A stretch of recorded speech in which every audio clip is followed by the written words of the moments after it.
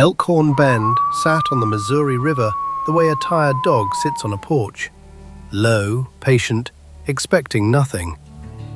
23 buildings, a general store, a saloon that served whiskey so harsh it could strip varnish, and a beer so weak it apologized for existing.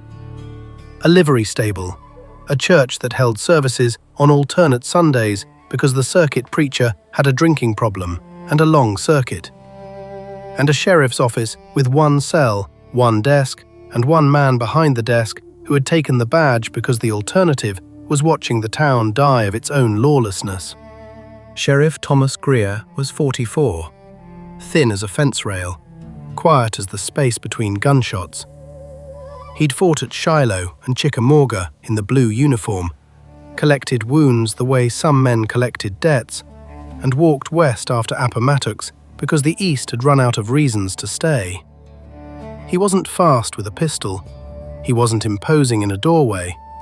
What he was steady. The kind of man who stood where others ran, not because he was brave, but because running had never occurred to him as an option. If the story of a sheriff who hid a Mandan woman from 12 raiders and the ancient song that summoned spirit warriors fascinates you, subscribe now. What happens at midnight will change everything. October 1868. The cottonwoods along the river had turned gold, and the evening light made Elkhorn Bend look almost beautiful. A trick the prairie played every autumn, dressing its ugliest towns in borrowed color. Greer sat on the porch of the sheriff's office, watching nothing happen, which was his favorite kind of evening. The woman came from the north. She came on foot, which was unusual. She came alone, which was dangerous. She came at a pace that said she'd been running and had stopped running only because her legs had decided the matter for her. She was Mandan. Greer knew the beadwork patterns from trading post conversations, and she was bleeding from a cut above her left eye that had painted half her face dark. They are coming. 12 riders. They killed my camp. 4 lodges, 8 people. They will be here before moonrise. I need a place they cannot reach. Greer did not ask why. He did not ask who. He had seen enough of the frontier to know that raiders targeting native camps needed no complex motivation. The territorial government still paid bounties on scalps, and 12 riders with 8 scalps were 12 riders with money to spend. He stood, opened the office door, and pointed to the back room where a trapdoor led to a root cellar. A stone-walled chamber beneath the building, cool, dark, and invisible from above.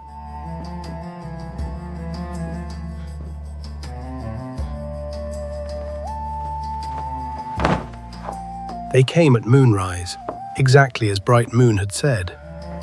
12 riders on lathered horses, dusty, armed, riding in a loose line that spoke of confidence rather than caution. They did not fear Elkhorn Bend. There was nothing in Elkhorn Bend to fear. 1 sheriff, 1 deputy, 23 buildings full of people who had learned that minding their own business was the cheapest form of life insurance. The lead rider was Jedediah Craw, a name Greer knew the way you know the name of a disease. Craw had operated along the Missouri for 3 years, raiding isolated native camps, selling scalps and stolen horses, and occasionally robbing white settlements when the scalp market was slow. He was wanted in 2 territories. He was feared in 4. Craw dismounted in front of the saloon and walked to the sheriff's office with the casual confidence of a man accustomed to having his way. He was large, 6 feet, broad-shouldered, with a face that had been hit often enough to settle into a permanent expression of amused hostility. Sheriff, I'm tracking a Mandan woman. She ran from a lawful engagement north of here. I have reason to believe she entered your town. I'd like to search the buildings. Greer regarded him from behind his desk. The desk that sat on the trapdoor that led to the cellar that held Bright Moon. No Mandan woman in this town. No Indians of any kind. You're welcome to water your horses and move on. Craw smiled. a smile like a crack in dry earth. It didn't make his face warmer, it just showed what was underneath. He turned and walked back to his men. Within 5 minutes, the 12 riders had positioned themselves around the sheriff's office. Not openly threatening, not obviously hostile, but surrounding. The way wolves surround a thing they intend to eat at their convenience. Deputy Arlen Finch, 23, copper-haired, terrified in a way that was honest enough to be useful, appeared at the back door of the office with a shotgun he clearly wished was somewhere else. Sheriff, there's 12 of them and 2 of us, and I'm not even sure I count. The standoff lasted 4 hours. The riders circled. The townspeople locked their doors. The saloon closed its shutters. The church went dark. Elkhorn Bend withdrew into itself the way a turtle withdraws into its shell.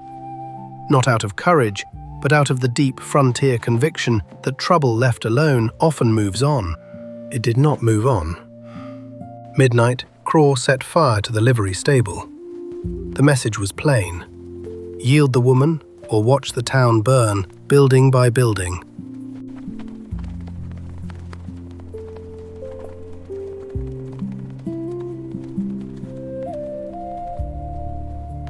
The singing began at midnight.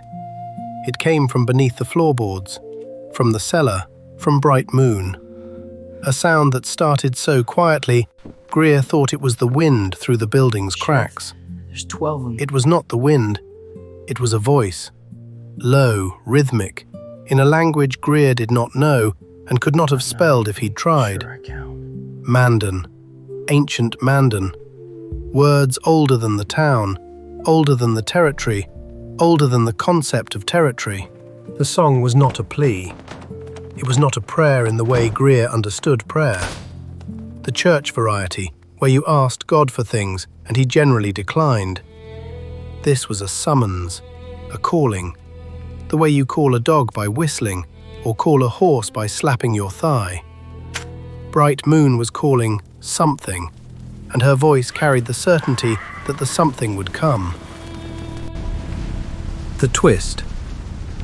The temperature dropped. Not the gradual cooling of an autumn night, a plunge, as though the air itself flinched. Greer's breath fogged. The water in his canteen developed a skin of ice. Outside, the horses began to scream, "Subscribe," when a Mandan woman's ancient song summoned something from the river bluffs that moonlight passes through, and 12 hardened raiders break like glass. The frontier will never look the same. Horses scream when they see predators. Horses scream when they see fire. These horses were screaming at something that was neither predator nor fire. Something else. Something climbing the bluffs from the riverside of town. Something that the moonlight passed through rather than bouncing off. Greer went to the window. The street was lit by the dying fire of the livery stable. Orange light, flickering, throwing shadows. But the shadows were wrong. They were moving against the firelight, moving uphill from the river, moving in formation. 20, 30, 40 shapes, tall, translucent, carrying weapons that glowed with a blue-white light that no blacksmith had ever forged. Greer had fought in 2 of the war's bloodiest battles. He had seen men die in numbers that the mind simply refused to count. He had never been as frightened as he was now, not because the figures were threatening him, but because they existed at all. The spirit warriors. There was no other word, no term in Greer's vocabulary that applied. Moved through Elkhorn Bend's single street like a river flowing uphill. They did not walk, they advanced. Their feet touched the ground, but left no prints. Their weapons, lances, clubs, bows made of light, cast no shadows. Craw's men saw them. The 12 raiders, hardened men, scalp hunters, men who had committed acts that should have left them beyond fear, saw the luminous figures advancing through the street and broke. Not slowly, not partially. They broke the way glass breaks, completely, instantly, and with a sound. The sound was screaming. Men screaming, horses screaming. The thunder of hooves as 12 riders fought to reach their saddles and ride in any direction that was away.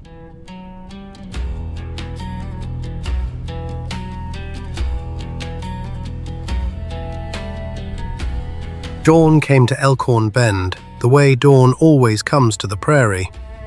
Slowly, grudgingly, the darkness retreating inch by inch, as though it resented being replaced. The livery stable was a smoking ruin.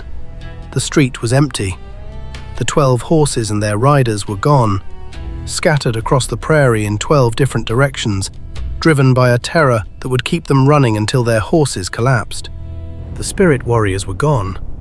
No trace, no footprints, no evidence that they had existed at all, except for the ice that still rimmed the water troughs and the expressions on the faces of every person in Elkhorn Bend who had looked out a window at midnight.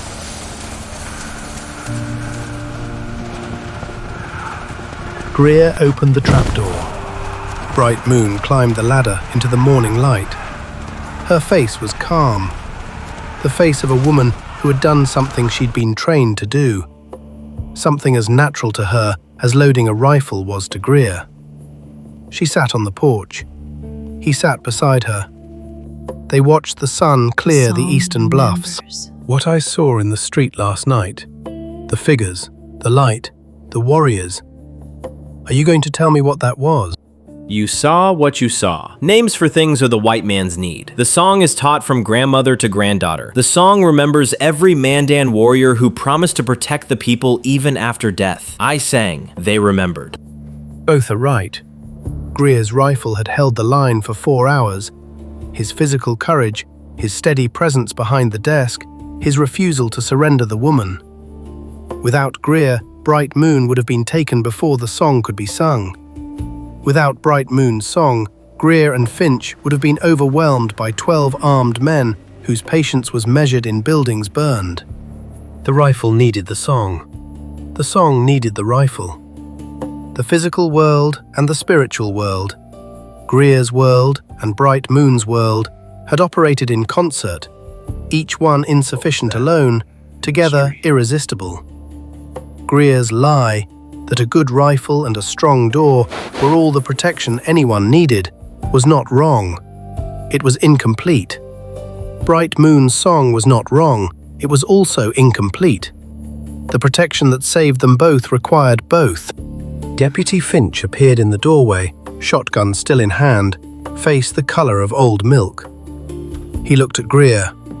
He looked at Bright Moon. He looked at the empty street where the translucent warriors had walked 4 hours earlier. Sheriff, am I going to have to write a report about this? Because I don't have the words. Greer did not write a report. There was no form in the Territorial Marshal's office designed to accommodate spirit warriors. He wrote instead, "Raiders dispersed. No civilian casualties. Livery stable destroyed by fire. Arson. Request for reconstruction funds." The report was accurate in every fact it included, and silent about the facts it couldn't contain. Subscribe. There's more Ranchers' Honor stories where the frontier dissolved the boundary between worlds. More tales where an ancient song held the line alongside a steady rifle. And more Chronicles where the Wild West's truest protection came from both sides of death. The sheriff hid a Mandan woman from raiders. Her song summoned spirit warriors. The rifle needed the song. The song needed the rifle. Between them, they held the line until morning.